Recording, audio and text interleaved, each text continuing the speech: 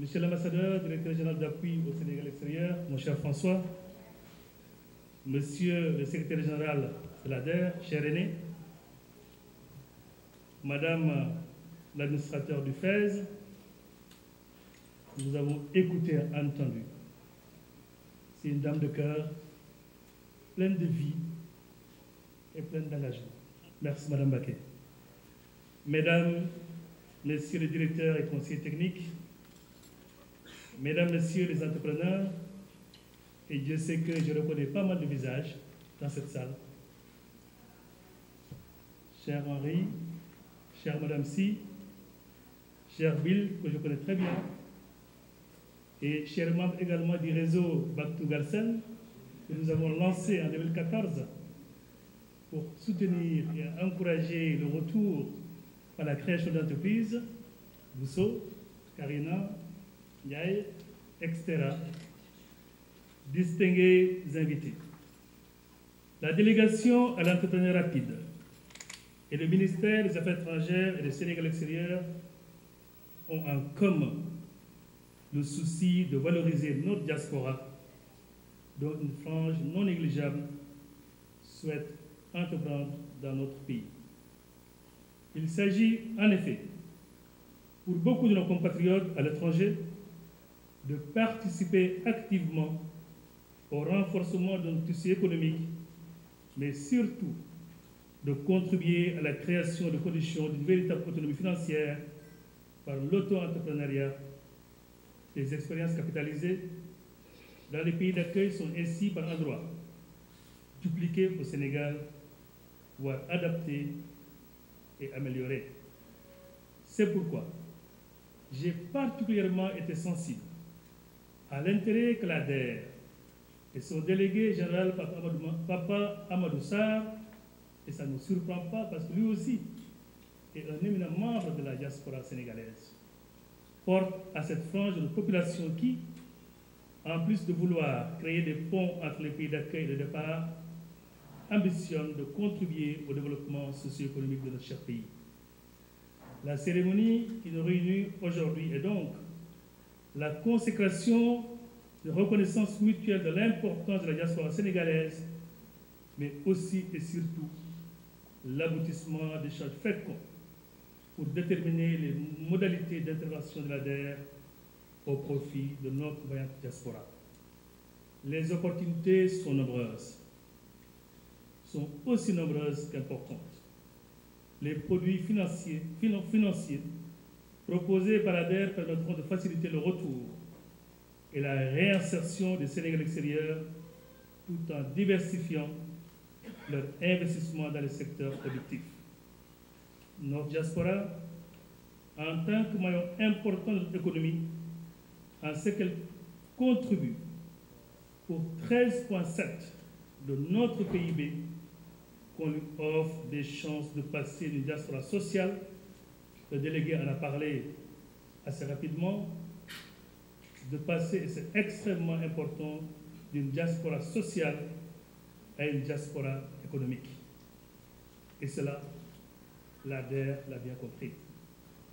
Nous accueillons donc avec plaisir ce partenariat aujourd'hui scellé, puisque l'expérience capitalisée avec le Fonds d'appui à l'investissement du Sénégal extérieur, notre excellent outil maison, que le président de la République a fait passer de 300 millions à aujourd'hui plus de 3 milliards, pourra aiguillonner toutes les interventions de l'ADER à l'endroit de nos compatriotes à l'étranger. Ainsi, la conjugaison de nos efforts nous permettra de renforcer l'action gouvernementale en faveur de cette frange de notre population qui demande juste à être accompagnée. Les idées, les belles et pertinentes idées existent et il ne reste qu'à les concrétiser. Et nous avons également ici des exemples vivants. C'est dire que le Sénégal, par le truchement de cette convention cadre, demeure et persiste dans la volonté et dans sa volonté d'appliquer le principe de l'égalité, de l'équité et de l'égal accès au financement vis-à-vis de nos compatriotes résidents à l'étranger. Cette convention cadre est donc un symbole fort de la volonté renouvelée de son Excellence, Monsieur le Président de la République Macky Sall, d'impliquer davantage tous les acteurs pour soutenir l'investissement des Sénégalais de l'extérieur. Le ministère des Affaires étrangères, à travers le FAISE et la Direction générale d'appui au Sénégal extérieur, procédera donc à une sélection rigoureuse des projets à travers un comité de sélection et de suivi qui, bien évidemment, inclura les équipes de l'ADER dont l'expérience et l'expertise dans le domaine ne sont plus à démontrer. Ce modèle de partenariat commande que nos deux structures travaillent la main dans un climat de confiance et de dialogue permanent pour consolider nos résultats dans le moyen et long terme. Pour une durée initiale d'un an renouvelable, et j'apprécie la volonté de M. le délégué général, tantôt vous avez parlé d'action, mais ce matin, nous l'avons dit, nous avons 500 millions. Et pour le 25 novembre, il s'est retourné vers moi en me disant, Moïse, moi aussi je développe 500 millions et ça nous fait 1 milliard à financer et à faire rapidement. Chapeau bas, Charles. Je disais pour une durée initiale d'un an renouvelable, cette pertinente convention qui arrive à point nommé est sans nul doute un outil majeur de promotion du retour au pays par la création d'entreprises, mais également d'inclusion économique pour contribuer au développement d'un Sénégal entreprenant et prospère. Nos vifs remerciements vont donc à l'ADER et à son délégué général, qui ont eu l'intelligence de renforcer la participation des Sénégalais extérieurs à la vie économique de leur pays et vous donne rendez-vous très prochainement, parce que c'est extrêmement important, surtout quand on parle de Sénégal extérieur, pour apprécier ensemble les exemples de réussite qui sortiront à coup sûr de cette promoteuse collaboration. Au nom de Madame le ministre des Affaires étrangères et Sénégal extérieur et à mon nom propre, je souhaite une excellente semaine à tous les entrepreneurs du Sénégal et de la diaspora et vous remercie de votre aimable attention. Alors, tout d'abord, je suis très heureux d'être ici avec mon frère et ami et partenaire, M. Moïse Sarr, secrétaire d'État du Sénégal au Sénégal de l'extérieur, au ministère des Affaires étrangères et du Sénégal de l'extérieur, pour lancer ce qu'on nomme le fonds diaspora de l'ADER, qui est de montant de 3 milliards annuellement, en gros 10% de notre budget annuel destiné aux Sénégalais de la diaspora ou la 15e région du Sénégal. Ceci est important car dès le début de nos activités, nous avons eu des demandes de nos frères et sœurs, maman et papa qui sont à l'étranger, en Afrique d'abord, en Europe, aux Amériques et en Asie, qui souhaitent investir au Sénégal, rentrer, faire du cofinancement, faire du crowdfunding. Et je suis très heureux ce matin d'avoir fait la signature de cette convention avec Moïse. Et comme vous l'avez vu, il y avait des bénéficiaires sénégalais qui ont eu à bénéficier de financement de l'ADER au cours de ces 2 dernières années, qui ont fait des témoignages et qui ont montré que la plupart d'ailleurs des projets des Sénégalais qui sont à l'étranger ont réussi et sont en train de faire des émules. Et c'est pour cela là aussi que nous sommes très heureux de faire le partenariat avec Mme Nata Sambake du FAISE, qui va travailler avec nous sous l'égide du ministère des Affaires étrangères pour faire de ce fonds un fonds qui va créer des émules, parce que nous avons déjà des partenaires européens qui sont intéressés à co-investir avec nous. Notre objectif initial, c'est dans les 5 années à venir de pouvoir avoir 30 milliards de francs CFA destinés au Sénégal de la diaspora, à qui je lance ce vibrant message de leur dire n'oubliez pas d'où vous venez, assurez-vous que vos investissements sont bien placés au Sénégal, parmi vos proches, vos parents, et que nous, l'ADER et le ministère des Affaires étrangères, nous nous assurerons de sécuriser vos investissements pour un Sénégal émergent et pour un Sénégal prospère pour nous tous. Oui, alors, c'est les secteurs prioritaires de l'ADER, agriculture, transport, élevage, artisanat, économie numérique, services. Et les projets principalement seront au Sénégal, parce que nous voulons que la richesse reste dans le pays et nous allons faire du cofinancement. On peut aller jusqu'à 50 millions de francs CFA en financement direct, mais aussi en partenariat avec les banques et les SFD et les promoteurs pour aller jusqu'à 200-300 millions de francs CFA. Des projets vraiment créateurs d'emplois, créateurs de richesse, parce que c'est ce que veut aussi le président de la République, afin que la 15e région du Sénégal contribue davantage à la croissance économique de notre pays. Alors, c'est une demande qui va être faite en ligne et aussi sur la base des dépôts qui sont faits. On ne va pas dire tout de suite qu'il y aura un fonds qui est destiné à la France, à l'Arabie Saoudite, au Maroc ou à la Gambie.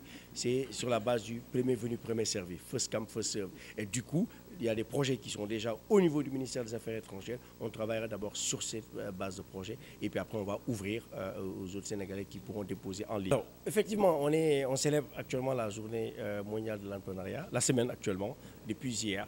Et nous avons eu l'ouverture hier avec le ministre en charge du suivi du PSE, Karim Fofana. Et tout à l'heure, nous avons le ministre en charge de l'économie numérique et d'autres qui vont venir. Et aussi la ministre française en charge de l'égalité des chances qui était avec nous hier. Et plusieurs entrepreneurs où nous sommes revenus sur 3 ans d'activité de l'ADER. Plus de 66 milliards de francs CFA décaissés, plus de 125 000 bénéficiaires directs touchés et 150 000 indirectement touchés. Des milliers d'emplois, des milliers de projets accompagnés, formés, coachés, mentorés, mais aussi des échecs, des projets qui ne sont pas arrivés à terme, des gens qui ont eu des difficultés à cause de la Covid, mais que nous sommes en train d'accompagner à se relever et pour aller plus loin. L'objectif de l'ADER, comme l'a créé le président Macky Sall, c'est de subvenir aux besoins des entrepreneurs femmes et jeunes Sénégalais de 18 à 40 ans pour les hommes et sans limite d'âge pour les femmes. Alors, la différence, elle est très simple. Le FES finance des Sénégalais, la diaspora, leurs projets qui sont à l'étranger. Et nous, on finance des Sénégalais de la diaspora qui veulent investir au Sénégal. Et le lien, comme l'a dit tout à l'heure Mme Baké, c'est que nous sommes 2 instruments publics qui doivent travailler ensemble, en synergie, en cohérence. C'est ce que veut le président. Ce que je peux apporter à Mme Baké, c'est des ressources. Ce qu'elle peut m'apporter aussi, c'est des projets, c'est des compétences, c'est des talents. Et in fine, FES, Fonds Diaspora, c'est le même fonds pour les Sénégalais. Effectivement, quand j'ai fait cette sortie il y a cela 2 semaines, lors du sommet de Montpellier, 2 ou 3 semaines, mais entre-temps, l'eau a coulé sur le pont. Vous savez, l'État est dynamique, les choses évoluent. Nous avions eu 2,5 milliards à l'époque. Aujourd'hui, nous avons eu 6 milliards supplémentaires. Et nous avons aussi les ressources avec les bailleurs avec qui nous travaillons. Hier, on a signé une convention de 10 millions d'euros avec d'autres bailleurs. Donc, les ressources vont venir d'ici la fin de l'année. Et l'année prochaine, cette convention, on vient de la signer pour 3 ans. On est d'accord? Ça ne veut pas dire qu'on va décaisser 3 milliards cette année. On va peut-être décaisser 1 milliard cette année. Et les autres ressources viendront au fur et à mesure. Donc, je crois à la volonté du président Macky Sall de faire de l'entrepreneuriat un fer de lance du plan de relance. Et les difficultés budgétaires temporelles vont s'estomper. Et je pense qu'à partir de 2022, nous serons sur de belles rampes pour un Sénégal meilleur. Donc, je me présente, c'est Madame Dian, Ndeye Madjiguène Fall, fondatrice de la start-up agroalimentaire l'EPSEL. Donc l'ADER, c'est une structure que j'ai approchée il y a de cela quelques années. Et par rapport à ces réalisations, je trouve que ce sont des réalisations très positives. Hein, parce qu'aujourd'hui, au moins, ça a permis de faire sortir plusieurs personnes de la pauvreté. Et ça leur a permis également aussi de pouvoir faire croître leur entreprise et créer plus d'emplois. Pour mon cas, malheureusement, je n'ai pas encore eu de retour de l'ADER. Et je pense que c'est là quelques points qu'il faudrait améliorer dans le cadre des échanges entre l'ADER et son public cible qui est sa clientèle, à savoir les jeunes entrepreneurs qui sont à la recherche de financement, soit pour créer leur activité ou bien soit pour faire croître leur activité. Oui, le message que je lance auprès des jeunes entrepreneurs, c'est de sortir de leur zone de confort. Aujourd'hui, au Sénégal, il y a beaucoup de personnes ayant de très bonnes idées, pouvant être développées pour pouvoir créer de la valeur, créer des emplois, mais également créer des richesses. Et cela n'est pas mis en avant parce qu'on reste dans sa zone de confort, on préfère être salarié. Et donc je dis qu'il faut, même s'il faut y aller petit à petit, qu'il faut aller justement vers l'entrepreneuriat. Parce que c'est la seule issue si on veut faire développer notre pays qui est le Sénégal. Et justement, je pense qu'il y a beaucoup de programmes dans ce pays, que ce soit des programmes de l'État ou bien des programmes venant de l'étranger, pour pouvoir accompagner justement les personnes qui veulent se lancer dans l'entrepreneuriat. Et donc moi je dis, observons notre environnement, parce que c'est à travers cette observation qu'on aura les idées par rapport aux questions qui ont besoin de réponses, par rapport aux problématiques qui ont besoin de solutions.